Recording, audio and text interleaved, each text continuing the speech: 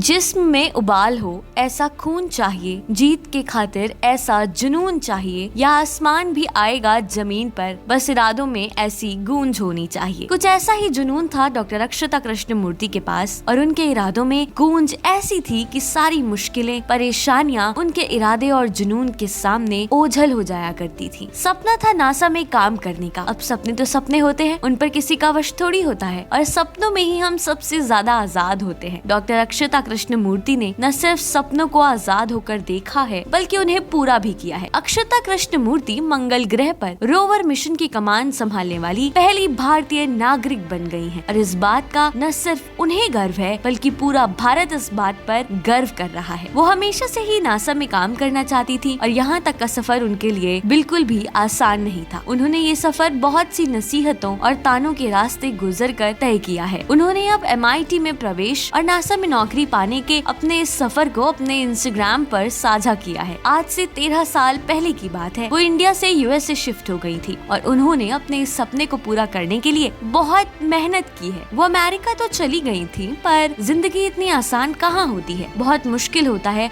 अकेले सब कुछ मैनेज करना और रिश्तेदारों के ताने भी सुनना। ऐसे में कई बार तो सेल्फ डाउट का शिकार होना आम बात है, पर वो कहते हैं ना कि अगर आपकी नजर बस आपके लक्ष्य पर हो तो ये सब चीजें बहुत छोटी हो जाती हैं। जब वो अमेरिका गईं, तो उन्हें बहुत सारी दिक्कतों का सामना करना पड़ा, जो अमूमन सभी लोगों को करना पड़ता है जो देश से बाहर जाकर रहने और पढ़ने का फैसला लेते हैं। बात उस वक्त की है जब वो अमेरिका में ही थी। जब भी वो किसी को अपने सपने के बारे में बताती थी, तो सब उनसे कहते थे कि तुम यहाँ एक बाहर से आई हुई लड़की हो, तुम विदेशी हो, और इसलिए ये असंभव है। तुम्हें कोई और काम या नौकरी ढूंढना शुरू कर देना चाहिए। पर उन्होंने इन लोगों की बात पर ज्यादा ध्यान नहीं दिया, बस अपने काम पर ही उन्होंने फोकस रखा, और आज वो इस मुकाम पर हैं। वो खुद इस बात को मानती और कहती हैं कि मुझे खुशी है कि मैंने किसी की नहीं सुनी। मैं तब तक डटी रही जब तक मुझे कोई रास्ता नहीं मिल गया। डॉक्टर अक्षता कृष्णमूर्ति इंस्टाग्राम पर खासा एक्टिव रहती हैं और अपने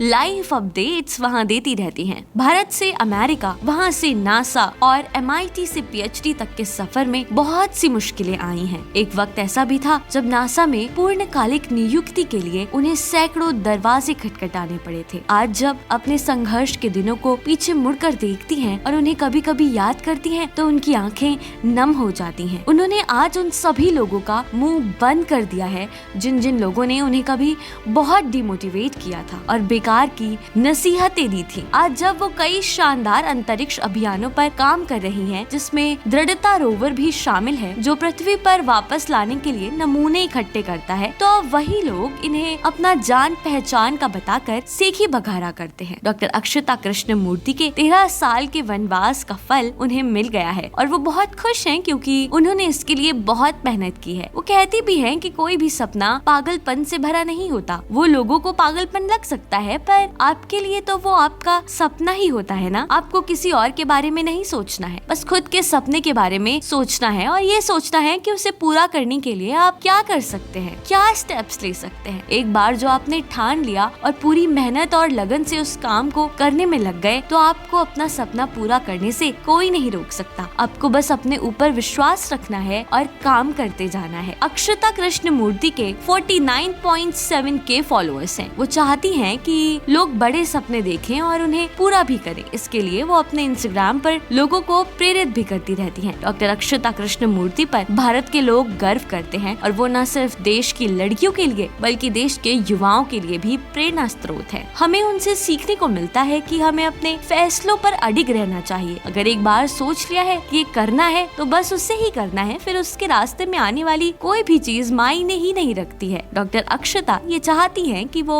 1 मिलियन लोगों को बड़े सपने देखने और अपना सर्वश्रेष्ठ जीवन जीने के लिए प्रेरित करे। यूथ आइकन ऑफ इंडिया में आज के लिए बस इतना ही। ऐसी ही और कहानियों को जानने के लिए देखते रहिए यूथ आइकन ऑफ इंडिया। आपको हमारी आज की कहानी कैसी लगी, ये हमें कमेंट करके जरूर बताइएगा।